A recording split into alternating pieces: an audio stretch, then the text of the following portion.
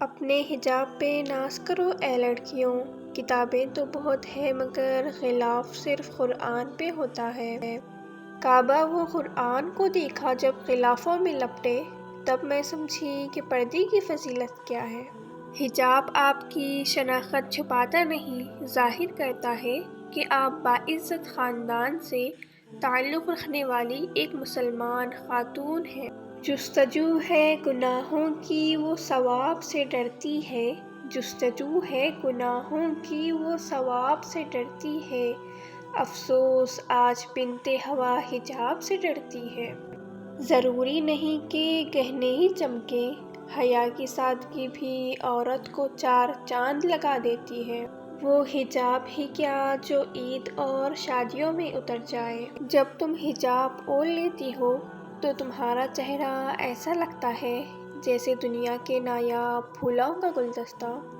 اس عورت سے زیادہ خوبصورت کوئی چیز نہیں جو اپنے رب کو راضی کرنے کے لیے پردہ کرتی ہے۔ میں دوپٹہ بھی اوڑھتی ہوں، میں بال بھی سنوارتی ہوں، میں پردہ بھی کرتی ہوں، میں سنگار بھی کرتی ہوں، میں اڑان بھی رکھتی ہوں، میں اپنی حدود بھی جانتی ہوں، کیونکہ میں بغاوت اور آزادی کے فرق کو پہچانتی ہوں۔ ایمان والی عورت کا اصل زیور سونا چاندی نہیں بلکہ حیا اور پردہ ہے۔ پردہ کرنے والی لڑکیاں جاہل نہیں ہوتی، یہ تو رب کی پسند کا مان رکھتی ہے اور اصل میں یہی دین اسلام کی شہزادیاں ہیں۔ لڑکیوں سوچو ذرا اس دن کا کیا ہوگا جس دن خاتون جنت فاطمہ زہرا نے پوچھ لیا، میرے بابا کا دین اتنا مشکل تھا کہ تم پردہ نہ کر سکی۔ کس کس سے کہوں دیکھنے سے اجتناب کیجیے، محترمہ آپ سے ہی گزارش ہے حجاب کیجیے۔ لوگ کہتے ہیں تمہارا حجاب تمہارے لیے راستے بند کر دے گا۔